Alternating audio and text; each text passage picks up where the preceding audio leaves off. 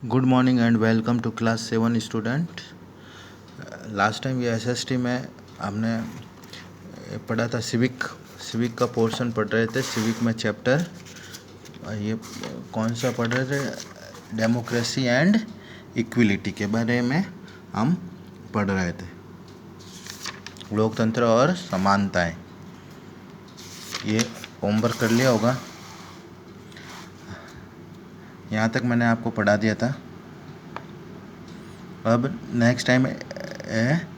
Next है equality in other democracies. अब ये बता रहे हैं कि इक्विलिटी क्या होता है, हर जगह समानता का अधिकार।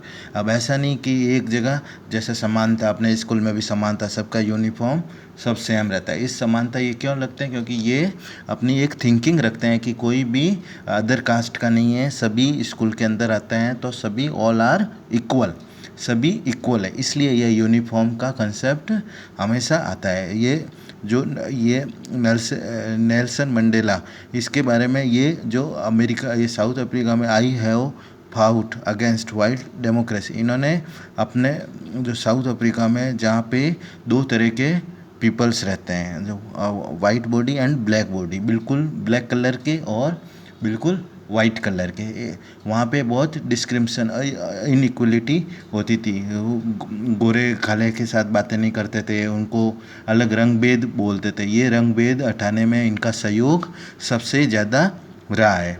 High have fought against white dominations, और इन्होंने अपना डोमिनेशंस और अलग असमानताओं के खिलाफ इन्होंने अपना जंग किया था, जो कि आगे बहुत ही अच्छाई के लिए या आँखों के तारे के हिसाब से ये लोगों के सामने फेमस हुए। जैसे भारत के अंदर महात्मा गांधी है, वैसे ही नेल्सन मंडेला साउथ अफ्रीका में इनका सबसे ज़्यादा योगदान रहता है, या आप ये कह सकते हो वो साउथ अफ्रीका के गांधी जी भी इनको बोला जाता है। I have cherished the ideal of the democratic and free society in which all persons live together in the harmony and with equal opportunity।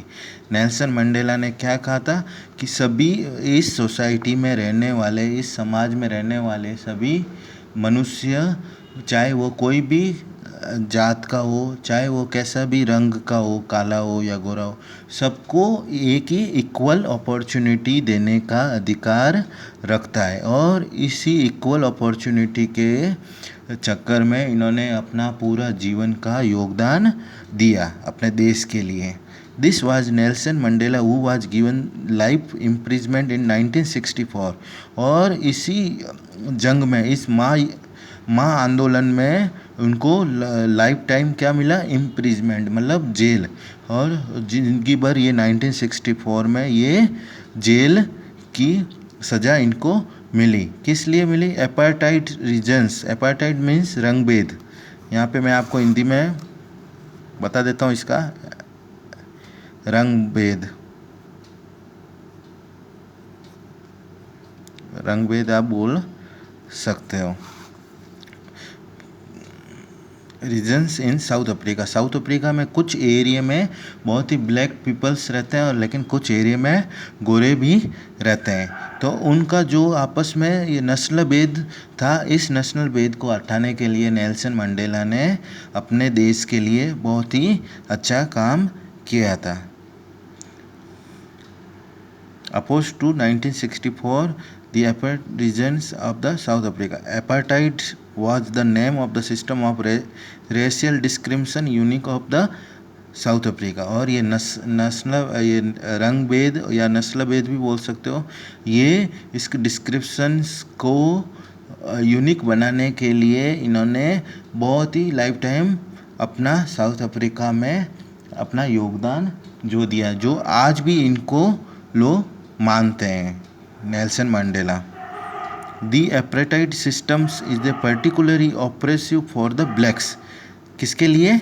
Blacks के लिए, जो काले पर्सन होते हैं उनके लिए, काले और गोरे का। जैसे अपन देखते हैं कि केन्या वाले, जिम्बाब्वे वाले, ये बिल्कुल ही ब्लैक, वेस्ट इंडीज वाले, ये इनका यही कहना था कि क्या वो मनुष्य नहीं है, क्या उनको साथ में रहने का अधिकार नहीं है, क्या वो दूसरे लोगों से कुछ अलग है। ये सब डाउट क्लियर करने के लिए उनको पूरा जीवन इसमें लग गया।